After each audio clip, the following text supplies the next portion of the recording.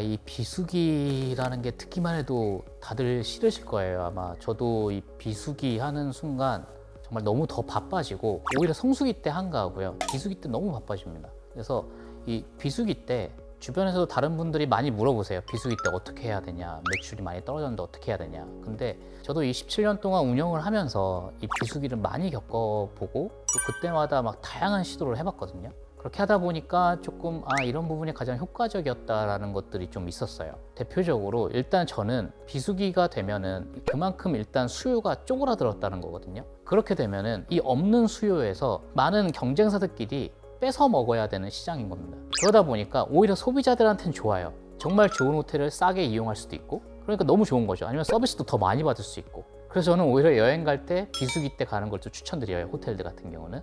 그래서 그런 고객들의 그런 뭔가 심리를 생각해 봤을 때는 결국은 뭔가 퍼주거나 아니면 좀 더 파격적인 할인을 줘야지만이 생각도 없었는데 한번 가볼까? 라고 해야 되는 상품들을 많이 만들어야 됩니다. 그래서 굉장히 바쁘다고 말씀드리는 거예요.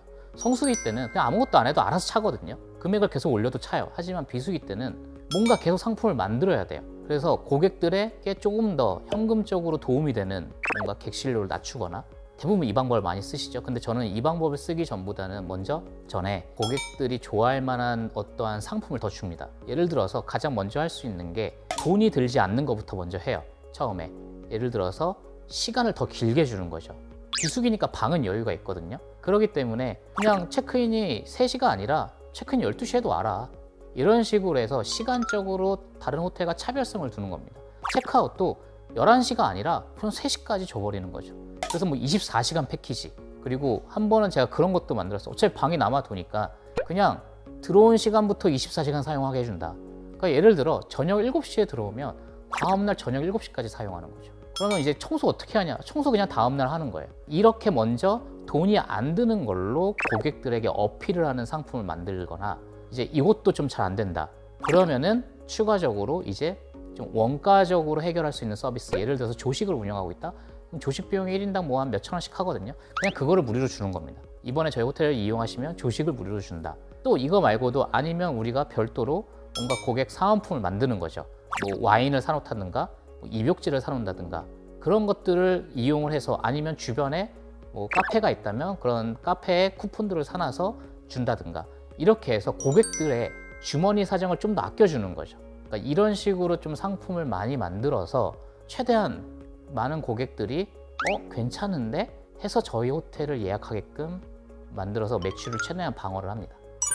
이 비수기 때 지출도 굉장히 중요합니다. 아무래도 매출이 적어지다 보니까 이게 지출이 나갈 때마다 이 통장 잔고를 보면은 걱정이 되죠. 왜냐하면 호텔은 객실이 판매가 안 돼도 이 고정비라는 지출이 있습니다. 제가 예전 영상 때 이 영업이익 구하는 영상에서 말씀을 드렸죠. 변동비랑 고정비가 있다고. 근데 이 변동비는 그냥 비수기 때문에 그냥 안 나가요. 안 팔렸으니까. 근데 이 고정비는 안 팔려도 그냥 나가는 거예요. 그렇기 때문에 어떻게 해서든지 그 고정비가 나갈 만큼 팔아야 되는데, 비수기라서 판매가 안 되면 그 고정비 지출도 줄여야죠. 그래서 저 같은 경우는 그 고정비를 줄일 때 어쩔 수 없이 인건비를 건들 수밖에 없습니다.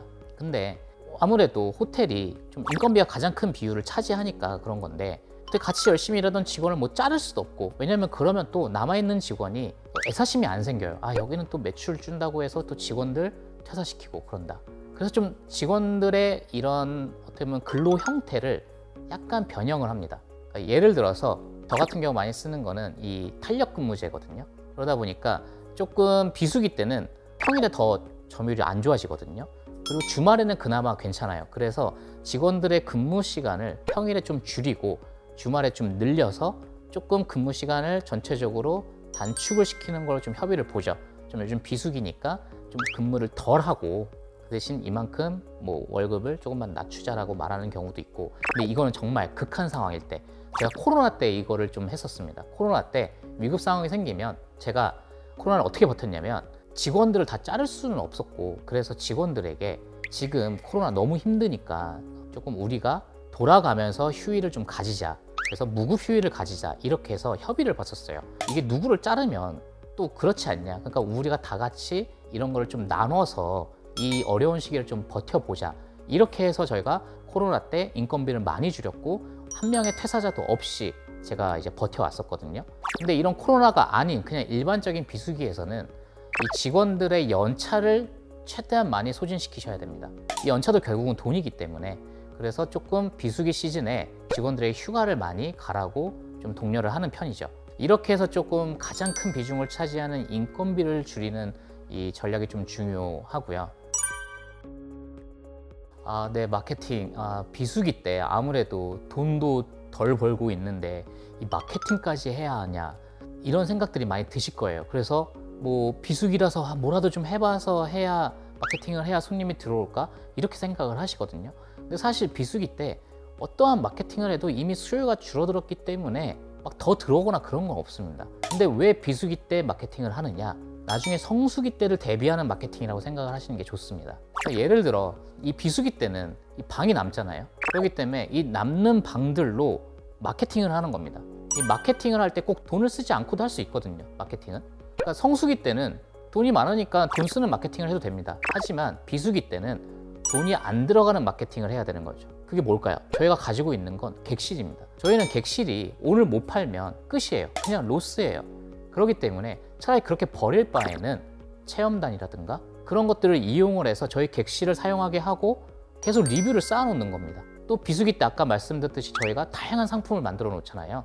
그런 것들을 체험단을 통해서 계속 꾸준하게 쌓아놓는 거죠. 어차피 방 남는데 뭐 어때요? 그냥 청소비 조금만 들어가잖아요. 1, 2만 원 원가 쓰는 겁니다. 그걸로 마케팅을 하는 거죠. 그렇게 누적된 마케팅이 결국은 나중에 성수기 때 고객들의 조회수가 많아지거든요. 이 여행에 관련된. 그때 저희 호텔을 검색했을 때 비수기 때 깔아놨던 그 모든 마케팅 내역들이 올라오는 거죠. 그래서 그때 더 빛을 발하는 겁니다. 그렇기 때문에 마케팅, 객실을 활용해서 하는 마케팅은 비수기 때 많이 이용하시는 게 좋습니다. 그리고 또 하나 또 팁은 이거는 호텔의 좀 뭔가 퀄리티에 따라 또 다르긴 한데 좀 더 내 숙소가 퀄리티가 좋다 이럴 때는 이 숙박앱을 상대로도 뭔가 마케팅을 하면 좋습니다. 이 호텔 같은 경우는 이 숙박앱에서 이제 위에 상위 좀 노출되려고 하잖아요. 그러다 보면은 뭐 몇백만 원씩 써야 되는데 비수기 때 돈이 어디 있어요. 근데 숙박앱들도 비수기 때는 매출이 적어요. 호텔 예약률이 적어지니까. 그리고 호텔들이 마케팅을 안 쓰니까, 비용을 안 쓰니까 수익이 적어들어요. 그래서 저 같은 경우는 어떻게 얘기를 하느냐, 자, 우리가 그냥 너네 공짜 객실 줄게. 너네가 팔아서 너네가 그냥 다 수익 가져. 대신에 우리를 상단에 올려줘. 이렇게 해서 그 숙박앱 사이에서도 최대한 상위 노출을 해서 적은 수요층이 우리 호텔을 먼저 볼 수 있게끔 만듭니다. 그러니까 결국은 내가 오늘 판매하지도 못할 방을 그냥 숙박앱들한테 줘서 야, 너네가 팔아서 뭐 한 달에 3개냐 5개냐 이렇게 정해서 야, 이거는 너네가 얼마에 팔아서 그냥 너네가 다 가져.